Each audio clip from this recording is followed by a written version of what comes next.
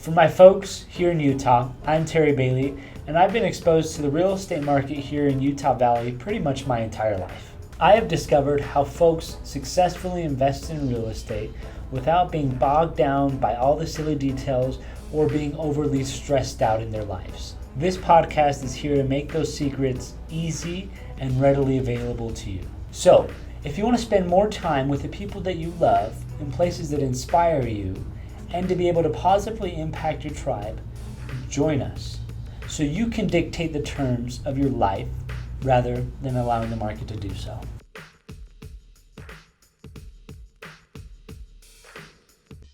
Perfect, guys.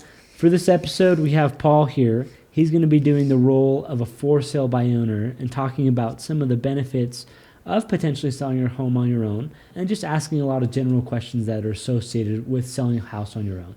So we're just going to jump right into it with Paul's questions. So what have you got for me? Yeah, no problem. So when somebody's looking to sell a home on their own, their biggest question is, how can I get the most money out of my home? And that's mainly the reason that they don't want to hire an agent, is because they don't want to pay like an extra commission. They feel like that's a loss on their part. So I guess that would be my first question. What can I do to make sure that I get the most money for my home? It's a long answer, but we're going to do our best to keep it short. Yeah, I guess what would be the top 3 to 5 things? No, I'd say number one, by far, you have to understand what values are, right? Because it's all based off perceived value. And if you don't understand what values truly are, then I can say, hey, let's run a quick number. Say a house is worth $400,000. You don't know it's worth $400,000, and you're like, hey, I'll save 6% or whatever percentage by not listing with an agent, but you sell your home at $350,000. So it's like, yeah, you didn't end up spending anything on commissions, but the amount you saved in commissions was about $20,000, but the amount you missed out on was actually $30,000 extra. It was $50,000 total, $30,000 net. So the biggest thing you have to do is understand value and be pretty on point when it comes to value there. Have you ever had anybody do that? Do you have any experience with people losing out on value because of that? Yeah, all the time. Frankly, if I'm looking for a good deal for myself or some of my investor clients, we always keep a really close eye on homes that are selling for sale by owner. I had one that I ended up purchasing. I'll tell this one real quick. And the way they staged the home was pretty bad. They made it very difficult to show. It was actually the triplex I purchased, and the communication wasn't very good, and the pictures weren't very good, and they were marketing it kind of as a triplex, but under single-family homes. So just the way it was marketed wasn't openly accessible to anyone. Luckily, I keep a pretty close eye on those for sale by owners, so I was able to get it for significantly less. And most of the times when you sell for sale by owner, you still have to pay a buyer's agent if the other person comes with a buyer's agent. So you're really not saving your 6%, you're maybe saving 3%, or frankly, for a lot of my options, your total percentage is 4.5%. So you're only saving 1.5%. And frankly, this for sale by owner on the triplex, if we're using that example, I know they probably would have made an extra $60,000 if they would have just put it on the open market. And that's not even $60,000 like wrapped up into a loan or anything. That's straight out of their pocket is what they missed out on there. Oof, that's rough. That's rough. So it was a good deal for me. Yeah. Which honestly, I don't like, beating up people on price or getting this super good deal just because I can. But if they're openly marketing it and they're putting it there on the market, then yes, then I will take advantage of that. Yeah. No, and I think it all comes down to perceived value. That person probably bought that home for $250,000, and they're like, oh my gosh, I'm selling it for $350,000. I'm making $100,000 on it, when it actually more than doubled, and it's closer to the $500,000 mark where it should have been at, And so they're happy with what they're putting out on the market. So you can kind of take advantage of that. But I think if they're happy with selling their home for a lower value, then the buyers should be happy as well that they got a good deal. But that's why we have to run the numbers and make sure that we know where the market value for our home would be. So I think that's a really good first point that we need to make sure that we cover when we're doing for sale by owner. So what I would agree. be a second point? Well, yeah, I mean, the second point is just marketing it, making sure you're marketing it correctly to the correct audience and that it's being presented out correctly.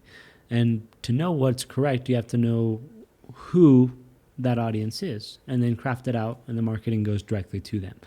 Because you don't want to sell a single family home that looks like a very expensive one when it's a triplex, and you should be marketing it out as a multifamily. So that's a good one. Honestly, we could spend a lot of time on this. I know you have a couple more questions and we don't have a whole lot of time. But yeah, honestly, marketing and make sure it's the right eyeballs are seeing it. And then when they're seeing it in the correct light. All that it's imperative. Great, great. The other part that I think a lot of people have questions on is the real estate purchase contract. Whether you're on the buy side or the sell side, I think that could be a really intimidating document. So what are some things that we can do to, I guess, better understand the real estate purchase contract and how the actual real estate is transferred when I choose to sell it as a for sale by owner? Yeah. So again, the real estate purchase contract is another big thing that if you're well experienced and you know what to look for, then you can get a lot of things taken care of. But I mean, just a couple really short examples of what's on real estate purchase contract is one is your HOA assessment fees, your HOA assignment fees, who's paying those transfer fees, what's taking place on that. Because sometimes, especially if we're looking at places like Daybreak, some of those, I mean, you could be paying a percent, which if you're looking $400,000, that's a $4,000 expense there, that if you're not keeping an eye on the contract, then you just spent $4,000 without even knowing that you were. Oof. And that's not anyone being tricky. It's very clear where it is. But if you don't know what to look for, then you don't know what to look for. The other one is some folks are very attached to some items. I mean, it's knowing what's included. I mean, are curtain rods included? Are blinds included? Is that supposed to be a part of the contract? What appliances stay? What appliances go? Is anyone putting in any additional items in there? And then home warranty, that's another $500 item. So it's just knowing what to look for. It's tough. I can't say explain in a 2-minute answer. Yeah. I can't explain in a 2-minute answer everything that's involved in a real estate purchase contract. It's just, there's a lot. Yeah. I mean, that's what it comes down to. No, yeah. And I think that's why it's really intimidating for people who want to sell their home by themselves, is looking at all that and making sure all the I's are dotted and the T's are crossed and stuff. But yeah, in that situation, when people are looking to add things, can the buyer say like, I want the curtain rods, or like, I want this shag carpet to stay where it is? Like, can they add that in there? And then like, sure. And then if I don't catch it, but I do want to take it with me, like what happens there? Like, well, you have to bring it back. Yeah. I mean, it's what it comes down to. It was specified in the contract what items had to be there, and if you go around taking those things, then you're breaking contract and you're in breach of contract. And that's, I mean, again, we can talk about the repercussions of it, but I don't want to spend a whole lot of time on that. But you're in breach of contract if you're taking those things and you need to bring them back. Yeah. So it sounds like there's a lot of different things that could go wrong in the transaction. What are the best ways to safeguard myself so that I don't make those mistakes? This sounds like a total plug. But frankly, you just have to work with someone who's doing it all day, every day, right? On my accounting, I'm not an accountant. I do keep pretty good close track. I do try to do my best to be informed on the process and how everything works, but I'm not that good at it. So net, what I end up making is what matters to me, right? Mm-hmm. So if I'm having to pay $50,000 in taxes, and I have to pay an accountant $100 to file them if it's a kind of cheapo accountant, or I have to pay $1,000 to another accountant who's going to help me pay just 30 or 40 by understanding it, then I'm saving 10 or 20,000 by using a better qualified person. So I think it comes down to, working with folks who know what they're doing, and then you can have that very clear communication to make sure what you want is being done.